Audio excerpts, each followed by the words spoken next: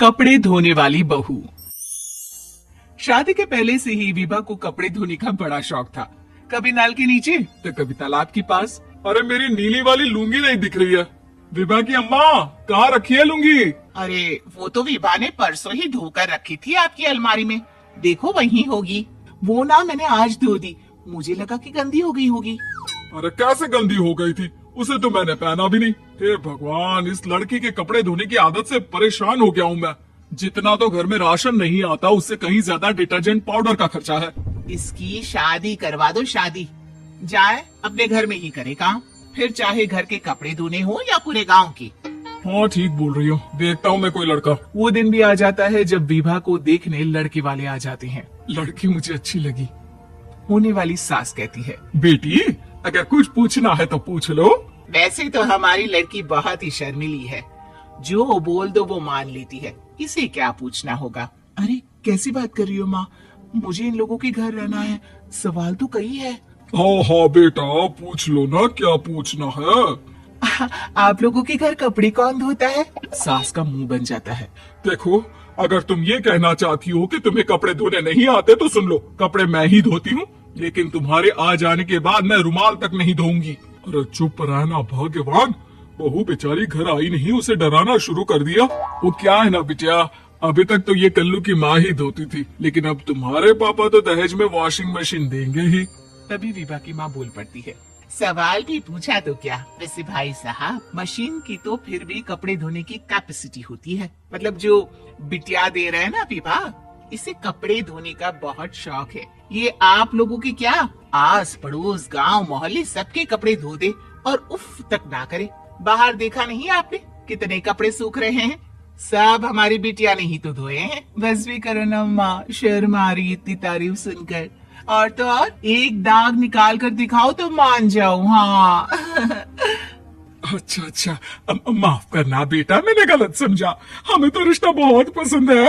और ऐसे जुड़ जाता है रिश्ता कपड़े धोने का शौक रखने वाली विभा का। उसकी शादी हो जाती है कोयला फैक्ट्री में काम करने वाले कल्लू के साथ। शादी के बाद अचानक विभा चिल्लाती हुई सास के पास आती है, सासू माँ, अरे सासू माँ कहाँ है आप?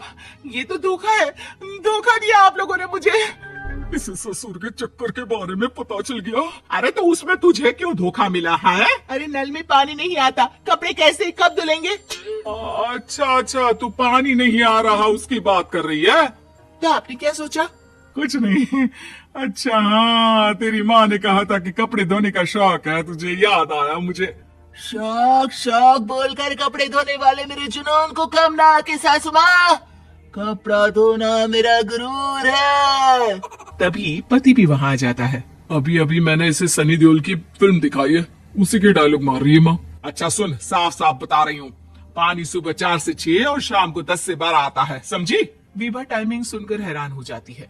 ये क्या भूतों का मोहल्ला है? सुबह 4 बजे उठकर कौन कपड़े धोता है? 4 बजे टंकी में पानी जाता है, फिर सारा दिन धोना ना, किसने मना किया? अरे कैसे बात कर रही हैं? 200 लीटर की टंकी में कितने कपड़े धो लूंगी मैं, सुबह ही उठ जाऊंगी मैं। अब क्या था, विभा सुबह 4 से लेकर रात के 12 बजे तक कपड़े ही धोती रहती। एक रोज सास पड़ोस से निकलकर कहीं जा रही होती है कि साथ वाली कहती है, हाँ कल्लू की माँ, जरा ये बताओ कि 2 साड़ी है, 2 ब्लाउज और एक पेटीकोट और एक नाड़ी वाला लंबा कच्छा। हाँ तो? अरे तो क्या, कितना लोगी धुलाई ये बताओ। धोबन दिख रहे हैं हम क्या?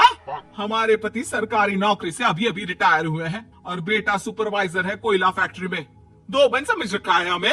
हाय रे कल्लू की अम्मा, माफ कर दो, वो तो मोहल्ले में यही सब बता रहे थे कि तुमने बहू को कपड़ा धुलवाने के काम में लगा दिया है। सास को पड़ोसन की बात सुनकर गुस्सा आ जाता है। वो घर पहुंचती है जहां घर के बाहर ही इतने सारे कपड़े सूख रहे होते हैं जितने कि किसी धोबन के घर पर। अरे ओ कल्लू की दुल्हन, बाहर निकल। माँ जी यहीं आ जाओ, बाथरूम में चादर धो रहे हैं हम। अरे अभी हम धोते हैं, तुमको बाहर निकलो। ये आस पड़ोस वाले बोल रहे हैं कि हम बहू से कपड़े धुलवा कर उसे कपड़ा धोने वाली बना दिए हैं। अरे छोड़ो ना माँ जी, किन लोगों की बातों में आती हो? आस पास के लोगों का तो काम ही होता है कि वो किसी तरह सास बहू को लड़ा दे।